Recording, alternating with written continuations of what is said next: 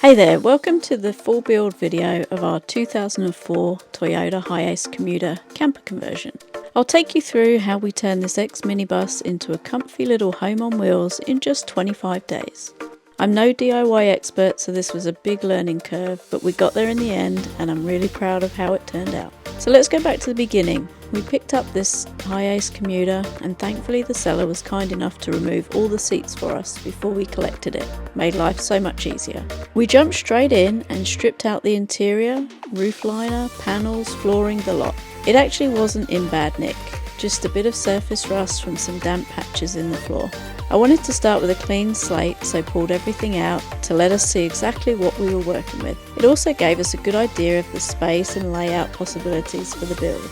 I gave the floor a really thorough clean using a degreaser and then used a wire brush on the drill to get rid of all the surface rust. After that, I removed the old bolts from the seat mounts and treated all the rusty spots. I gave the entire floor and the engine bay cover a coat of white acrylic enamel primer and paint, which helped freshen things up and protect the metal for the long haul.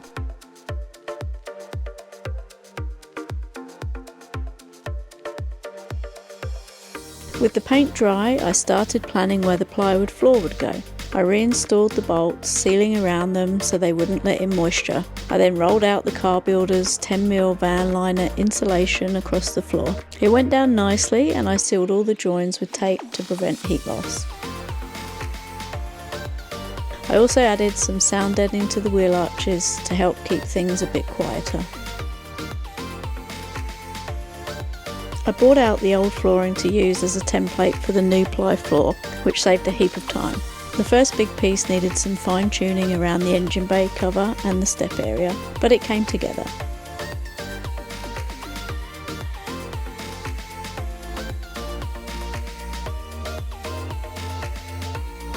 The last section in the rear garage area was the pain.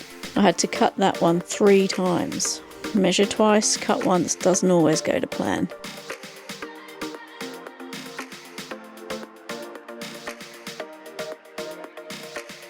I routed out little sections in the plywood so it could sit flat over the floor bolts. Then it was time to clean the walls and ceiling to prep for the insulation. I found a few sneaky rusty bits hiding up there, so out came the drill and wire brush again. Once treated and primed, I added the sound deadener and I started installing the insulation.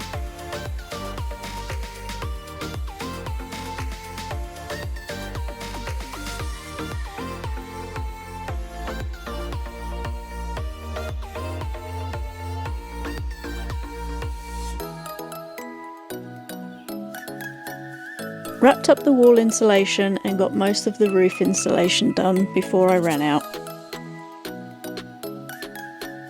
I used some of the leftover bits to cover the back of the engine bay and the engine cover. Time to get on the roof. I dry fit the Oz roof racks to make sure everything would work out with the solar panels and awning.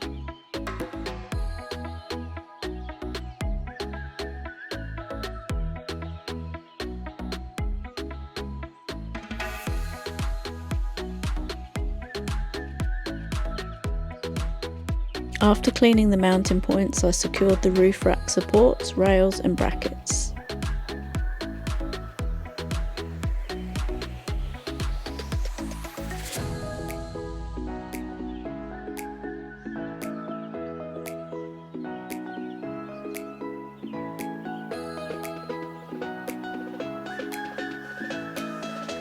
Then I marked out and cut the hole for the Maxxair fan. I made a timber frame for it first to give it a secure mounting surface and to support the fan.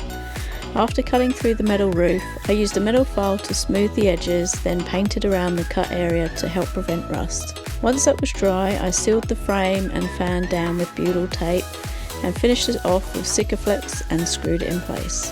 That was a big milestone.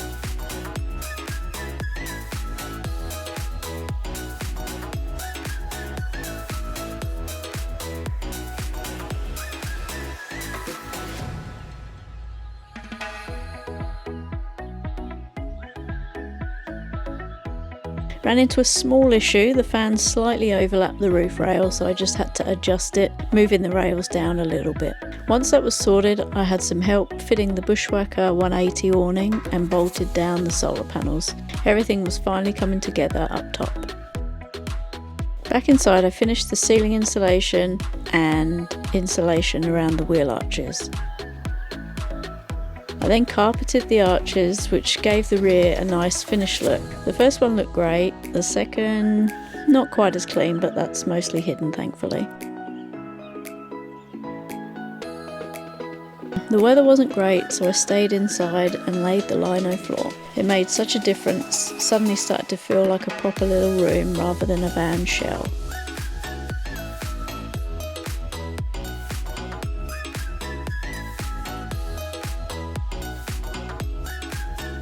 I picked up 3 slimline IKEA Metod cabinets, 2 60cm and 1 40cm. I assembled them all and brought them into the van to test the layout and make sure everything would fit the way we planned.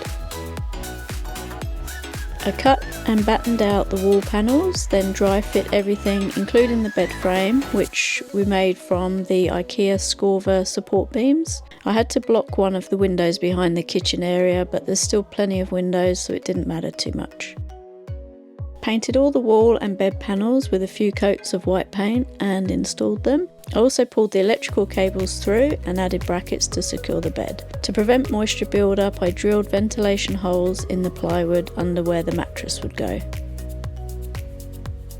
The electrician came in to finish off the wiring. He ran the cables and wired everything into the iTechworld setup. This included the iTechworld 240 amp hour lithium battery, DC-DC charger, battery monitor, inverter and fuse system. Everything was run safely and neatly with cable protection and proper terminals. It was great having a pro on this part, it's not something I wanted to get wrong. I started installing the ceiling cladding. It was time consuming but so satisfying to see it coming together.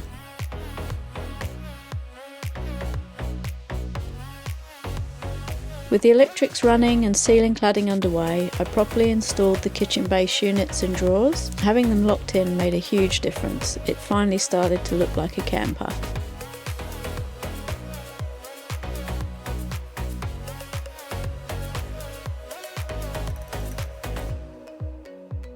Wrapped up the ceiling cladding and connected the Maxxair fan and Sirocco fan above the bed.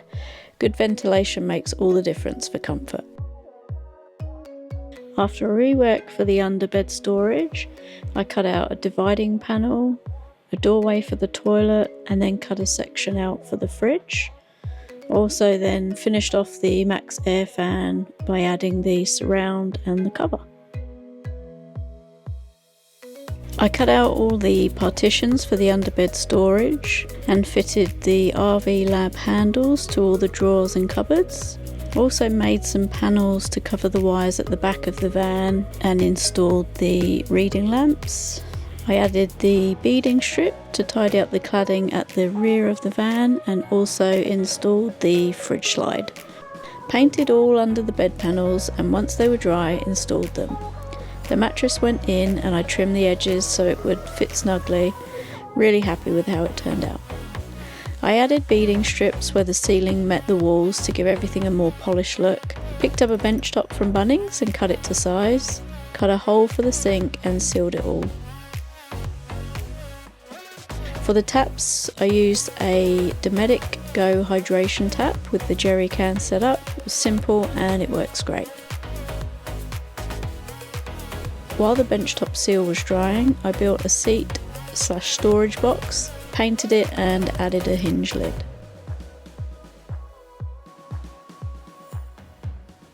Got most of the final touches done, installed the benchtop, siliconed around the sink, put shelves into the cupboard and attached the final kitchen cupboard door. The van was really starting to feel finished.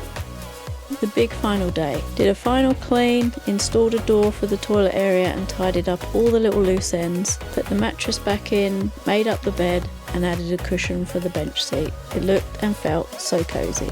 And that was it, van complete. We took it out for our first trip and it worked like a dream. I made some quick temporary window covers but we'll definitely upgrade those soon. Maybe add some shelves next to the reading lamps too. There's always something to tweak. We're looking forward to many more trips to come.